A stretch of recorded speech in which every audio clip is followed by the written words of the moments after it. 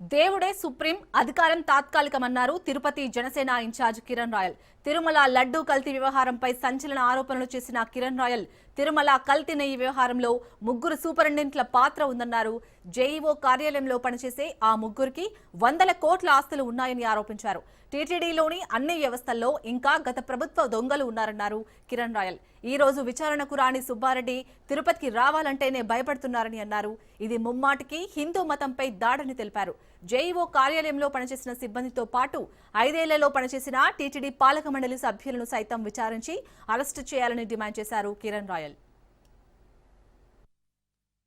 ఇదే ధర్మారెడ్డి నాకు తెలిసి కొండపైన బయలుదేరి అలిపిరికి ఊరికే చెకింగ్ వస్తున్నాడంటే ఎస్పీలు, ఏఎస్పీలు, డిఎస్పీలు అధికారులంతా క్యూలు కట్టి ఆ టోల్ గేట్ ట్రాఫిక్ ఆపేసి ఆయనకి సెల్యూట్ కొట్టి చూసేవాళ్ళు. ఈ తరపున మేము కూడా 2 రోజుల్లో సిట్ అధికారులను కలవబోతున్నాము.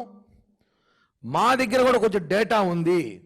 ఎప్పుడైతే మేము ఈ లడ్డూ విషయంలో మాట్లాడి నెయ్యి కల్తీ నెయ్యి విషయంలో మాట్లాడడం స్టార్ట్ చేస్తాము 2-3 రోజులుగా, నాకు అనేక ఫిర్యాదులు, కొన్ని ఇన్ఫర్మేషన్లు కూడా నాకు ఇచ్చారు కొంతమంది వ్యక్తులు.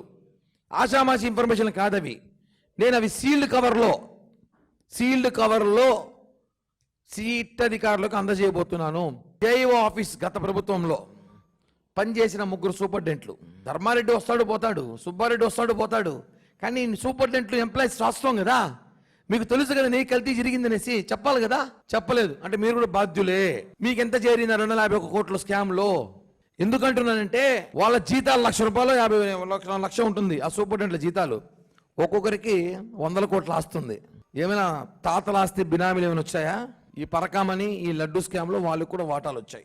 వెంకటేశ్వర స్వామి భక్తులు ప్రసాదంగా భావించి అన్న ప్రసాదాలు కానీ, లడ్లు కానీ, వడ కానీ, జిలేబీ కానీ, ఏమైనా కానీ మేము ప్రేమతో భక్తితో తిన్న ప్రసాదం పైన మీరు కల్తీ చేశారంటే కేవలం మీరు ఒక మతాన్ని పెంచి పోషించడానికి మమ్మల్ని కించపరిచి అవమానించారని చెప్పి ఖచ్చితంగా తెలియజేస్తాం.